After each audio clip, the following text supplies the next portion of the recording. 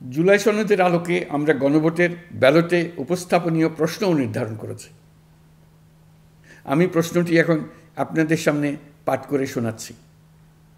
প্রশ্নটি হবে এরকম: আপনি কি জুলাই জাতীয় সনদ সংবিধান সংস্কার বাস্তবায়ন আদেশ 2025 এবং জুলাই জাতীয় সনদের লিপিবদ্ধ সংবিধান সংস্কার সম্পর্কিত নিম্নলিখিত প্রস্তাবগুলোর প্রতি আপনার সম্মতি জ্ঞাপন করছেন? ক, নির্বাচনকালীন সময়ে তত্ত্বাবধায়ক সরকার, নির্বাচন কমিশন এবং অন্যান্য সাংবিধানিক প্রতিষ্ঠান জুলাই সনদে বর্ণিত প্রক্রিয়ার আলোকে গঠন করা হবে। খ, আগামী সংসদ হবে 2 কক্ষ বিশিষ্ট। জাতীয় সংসদ নির্বাচনে দলগুলোর প্রাপ্ত ভোটের অনুপাতে 100 জন সদস্য বিশিষ্ট একটি উচ্চকক্ষ গঠিত হবে এবং সংবিধান সংশোধন করতে হলে উচ্চকক্ষের সংখ্যাগরিষ্ঠ সদস্যের অনুমোদন দরকার হবে।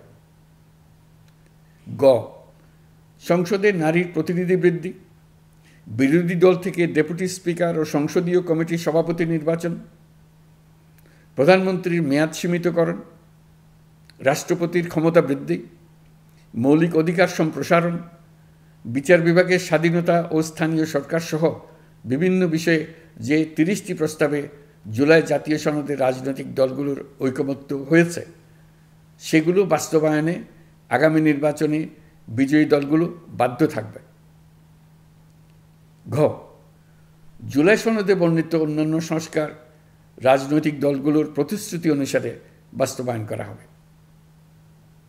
গণভোটের দিন এই 4টি বিষয়ের উপর একটি মাত্র প্রশ্নে আপনি হ্যাঁ বা না ভোট দিয়ে আপনার মতামত জানাবেন।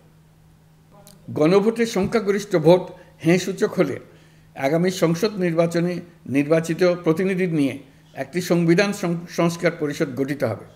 এই প্রতিনিধিগণ একই সাথে জাতীয় সংসদের সদস্য হিসেবে দায়িত্ব পালন করবেন। পরিষদ তার প্রথম অধিবেশন শুরুর তারিখ হতে 180 কার্যদিবসের মধ্যে সংবিধান সংস্কার করবে। সংবিধান সংস্কার সম্পন্ন হওয়ার পর 30 কার্যদিবসের মধ্যে সংসদ নির্বাচনে প্রাপ্ত ভোটের সংখ্যানুপাতে উচ্চকক্ষ গঠন করা হবে। এর মেয়াদ হবে নিম্নকক্ষের শেষ কার্যদিবস পর্যন্ত।